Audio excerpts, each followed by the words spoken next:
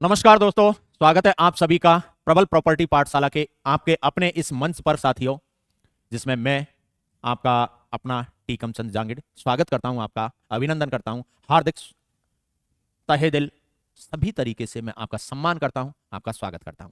आइए दोस्तों, आज मेरे दिमाग में एक प्रश्न आया और प्रश्न कैसे आया, आप सब लोगों से बातें करके, आप सब लोगों से मिल करके, आप सब लोगों की बातें सुन करके तभी जाकर के मेरे मन में यह प्रश्न आया कि मुझे इस विषय पर एक वीडियो बनाना चाहिए और मुझे इस विषय पर एक वीडियो बना करके मुझे जानकारी प्रदान करनी चाहिए।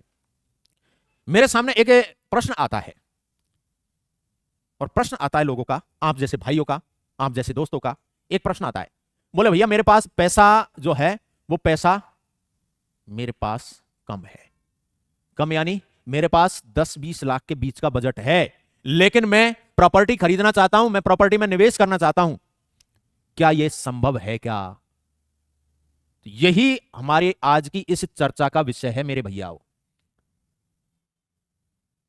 तो भैया क्या यह संभव है? 10-20 लाख रुपए में हम प्रॉपर्टी में इन्वेस्ट कर सकते हैं क्या? इन्वेस्टमेंट संभव है क्या 10-20 लाख रुपए में? पॉसिबल है क्या? तो भैया मैं अगर सच बोलूं तो 10-20 लाख रुपए में अगर आप रहने की सोच रहे हो तो संभव नहीं होगा, लेकिन अगर आप उस 10-20 लाख रुपए से लंबे समय के लिए सोच रहे हो, फ्यूचर इन्वेस्टमेंट के लिए अगर सोच रहे हो, तो बिल्कुल संभव है साथियों। अगर आप लंबे समय के लिए इन्वेस्ट करके और आप कुछ मुनाफा कमाने की सोच रहे हो तो बिल्कुल दोस्तों संभव है। संभव क्यों नहीं है? 10-20 लाख रुपए की जो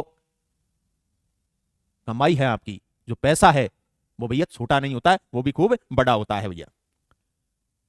तो देखिए 10-20 लाख रुपए में घर बना करके रहना तो मुश्किल है, लेकिन अगर आपके अंदर पेशेंस है तो आप इन्वेस्टमेंट करने के लिए उस 10-20 लाख को बहुत बड़ी रकम समझ सकते हो।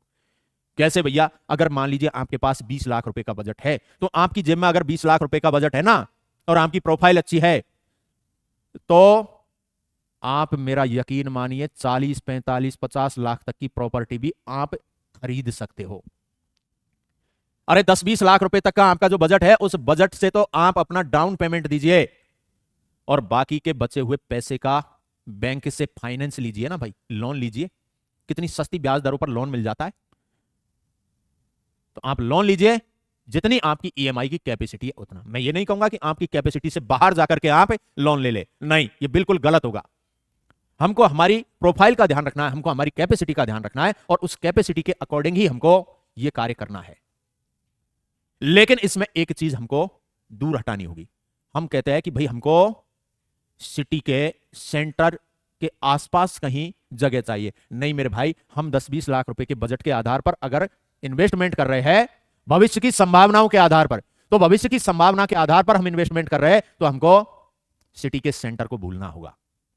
फिर हमको यह देखना होगा, उस जगह का, उस सिटी का मास्टर प्लान देखना होगा और फिर हमको यह निर्णय लेना होगा कि इस जगह पर भविष्य में कौन कौन सी चीजें, कौन कौन सी सरकारी योजनाएं, किस तरह की संभावनाएं यहां पर है, तो किस तरह की ग्रोथ हमको मिल सकती है। एक्सपर्ट से सलाह ले, केवल खुद ही निर्णय ना ले। एक्सपर्ट से ये जाने कि भैया प्रॉपर्टी खरीदने से पहले आपको ये पूछना चाहिए, आप ये पूछो कि भैया मुझे ये बताइए कि मैं यहां पर प्रॉपर्टी खरीद रहा हूं, तो मैं यहां पर प्रॉपर्टी क्यों खरीदूं, मुझे भविष्य की संभावनाएं बताओ कि भविष्य में क्या चीजें यहां होने वाली है, कौन सा कार्य यहां होने वाला है, जिसके आधार पर मेरा जो पैसा है, ये मेरा पैसा मुझे अच्छा मुनाफा दे। इस तरीके से आप जानकारी प्राप्त करके और भविष्य की संभावनाओं के आधार पर भैया इस तरह का इन्वेस्टमेंट आप कर सकते हो। लेकिन अगर आप चाहते हो कि नहीं, आपको अगर जल्दी ही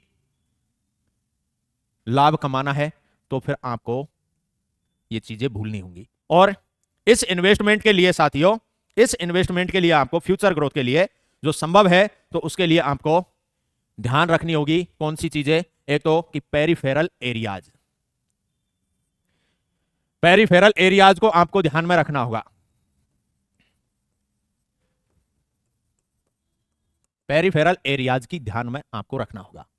पेरिफेरल एरियाज यानी परिधि क्षेत्र, सिटी का जो परिधि क्षेत्र होता है, उस परिधि क्षेत्र के बाहर, उसके नियर बाई आपको कम बजट की अगर कोई सामग्री मिल रही है, कोई प्रॉपर्टी आपको मिल रही है, बेशक आप वहां पर निवेश कीजिए, वो बहुत शानदार प्रॉफिट आपको भविष्य में देगी और वो ज्यादा लंबा समय नहीं लेगी, कम समय में ही आपको भविष्य में। प्रॉफिट देगी दोस्तों।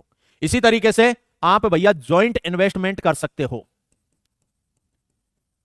ज्वाइंट इन्वेस्टमेंट भी आप कर सकते हो भैया। ज्वाइंट इन्वेस्टमेंट में दोनों चीजें हैं, आप किसी के साथ में मिलकर के इन्वेस्टमेंट कर सकते हो, या आप सिटी से जुड़ी हुई जो लैंड है, जुड़ा हुआ जो लोकेशन है, उसमें आप इन्वेस्टमेंट कीजिए, आपको बिल्कुल इससे प्रॉफिट होगा साहब।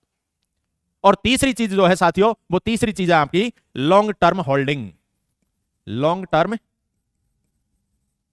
होल्डिंग,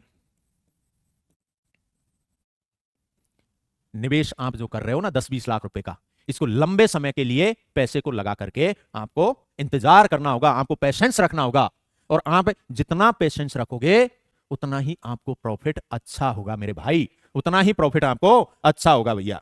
तो मेरे साथियों, इस बजट में सबसे बड़ी बात जो होती है वो होती है धैर्य की। सबसे बड़ी बात होती है धैर्य की, पेशेंस की। पेशेंस आपको रखना होगा। ये नहीं कि आपने आज प्रॉपर्टी खरीदी है, एक महीने बाद ही आप ये सोचो कि नहीं मैंने तो 20,000 25,000 की रेट में प्रॉपर्टी खरीदी है और इसका दाम अभी 40,000 हो जाता है। नहीं भैया, ऐसे नहीं होता है। समय लगता है मेरे भाई, और समय लगता है, लेकिन समय जो है वो आपको अच्छा रिटर्न देता है भैया। तो मेरे साथियों, ये 10 से 20 लाख रुपए का हमारा जो बजट होता है ना, इसी बजट में हमसे सबसे ज्यादा गलतियां होती है। तो आप इस बजट में अगर इन्वेस्टमेंट करना चाहते हो और अच्छा इन्वेस्टमेंट करना चाहते हो, और उसके लिए आप फ्री ऑफ कॉस्ट अगर गाइडेंस लेना चाहते हो, सलाह लेना चाहते हो भैया, तो आप बेशक मुझसे फ्री ऑफ कॉस्ट सलाह ले सकते हो भैया। ये मेरा व्हाट्सएप नंबर भी है और ये मेरा कॉलिंग नंबर भी है भैया, और आप इस नंबर पर संपर्क करके या फिर यूट्यूब पर कमेंट करके, और अपने इस यूट्यूब के चैनल पर आप जाइए या कमेंट कीजिए, आपको जानकारी प्रोवाइड करवाई जाएगी। इंस्टाग्राम पर जाइए, इंस्टाग्राम पर मैं आपको मिलूंगा इसी नाम से। फेसबुक पर जाओगे तो भी मैं आपको उपस्थित मिलूंगा साथियों। तो दोस्तों, मैं आपकी हर तरीके से मदद करने के लिए फ्री ऑफ कॉस्ट तैयार हूं। आप भी तैयार रहिए मुझसे गाइडेंस लेने के लिए। थैंक यू, धन्यवाद, जय हिंद, नमस्कार।